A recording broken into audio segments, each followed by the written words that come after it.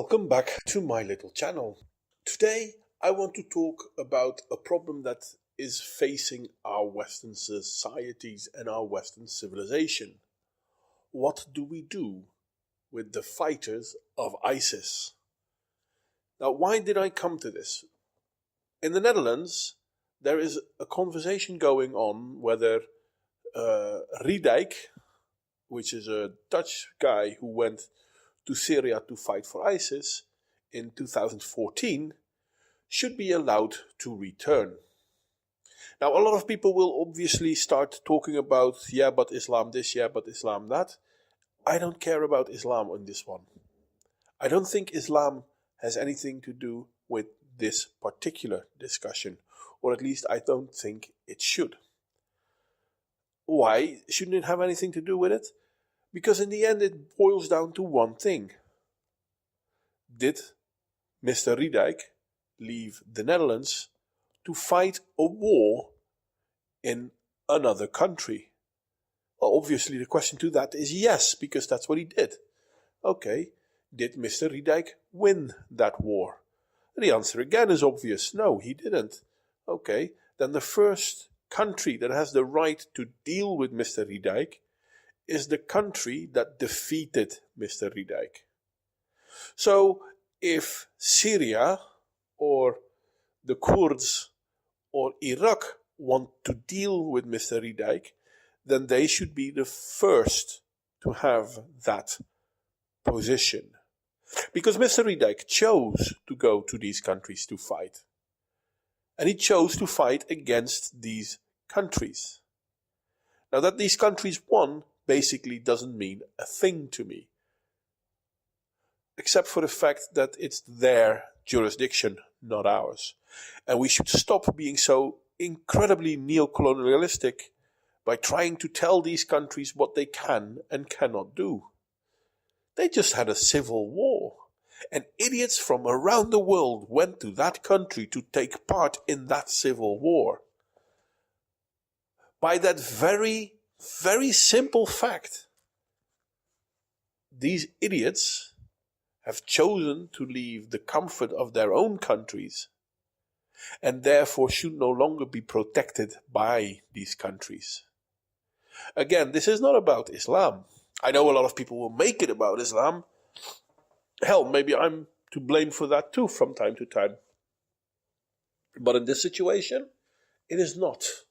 For example, Mr. Riedijk is currently in a prison in under control of the Kurds. I'd like to say Kurdistan, but I don't know. It's on the edge between Turkey and in Syria, though. That much I do know. And okay, the court have said that they have a problem because it's too expensive to hold these people prisoner. So if the Kurds would ask the Dutch government, could you please help us out financially? I'm willing to say, let's do that. But I don't think we actually have to, because Iraq has already said to the courts, if you have a problem dealing with the IS captives, send them to us. Because IS fought in our country too, so we would like to deal with them. Now, a lot of people will point out that then they might be convicted to the death penalty, because Iraq still holds the death penalty. But to that I'm going to say, okay, so what? Because I don't really see how the Western world needs to interfere here. Iraq was under attack by IS. These guys went to IS to help IS fight. Hence, they are combatants against Syria and against Iraq. Iraq and Syria won. So they are the first jurisdiction that has the right to judge them. And it's even funnier because Mr. Riedijk got married under IS rule to Shamima Begum, I don't know, something like that. A 15-year-old English girl. And England has already been talking about how she's not welcome back because of what she did. And Mr. Riedijk, for example, if he were ever to come back to the Netherlands, has a 6-year prison sentence waiting for him as well. But the Dutch government has said, okay, we are thinking about maybe allowing Mr. Riedyk back, which to me is a stupidity. But at least they're going to tell us, but we won't let Madam Begum in. Fair enough, because she's not Dutch. We have nothing with her. So Mr. Riedyk then says, well, if she's not welcome, I don't want to come. Fair enough. Problem solved, I would say. You don't have to come. If it's up to me, you're not even welcome. You should be judged in Syria, Iraq, and once your sentence are done, you should live there because that's where you chose to live. Yeah, but I would like to come back to the Netherlands, please. Yeah, well, tough luck. I would like to have $1 million. Guess what? Tough luck. It's not going to happen. And when it comes to you going to another country to fight in a war there, I'm sorry, mate, but by that you made your choice. Now, had you gone to fight in that country to defend the people of Syria or to defend the Kurds, then at least I would say, you know what, you don't want to be an aggressor, you want to be a defender. I can somewhat understand that. And funny enough, in the Netherlands, there was a guy that went to Kurd control areas to help defend the Kurds. He also got a sentence waiting when he comes back to the Netherlands because the Dutch government, justly so, says you're taking up arms in another country for another army, and this is something we don't like you to do.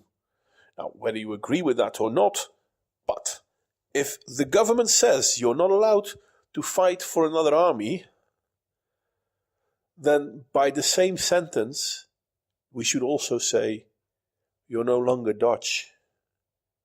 You've made your bed. You've chosen. Now lie in it. Now the worst part is that Mr. Riedyk and his wife, Madame Begum, had a child. And that child, unfortunately, didn't survive. This, I feel, is hard. Because that child had nothing to do with it. But when it comes to Mrs. Begum and Mr. Riedyk, in a way I'm glad the child didn't survive. Because these two people have so much blood on their hands. Yeah, but I'm distancing myself from IS now. Mr. Riedyk, you went to Syria when it was damn well known what a bloodthirsty bunch of bastards they were. But you went nonetheless. The same is true for Madame Begum. She knew what kind of hellhole she would go into. A hellhole not because, but created by ISIS. And now that you have lost, you want our leniency? I seriously hope that the Western world recognizes this for what it is and says no. Anyway, your criticism, as always, is more than welcome.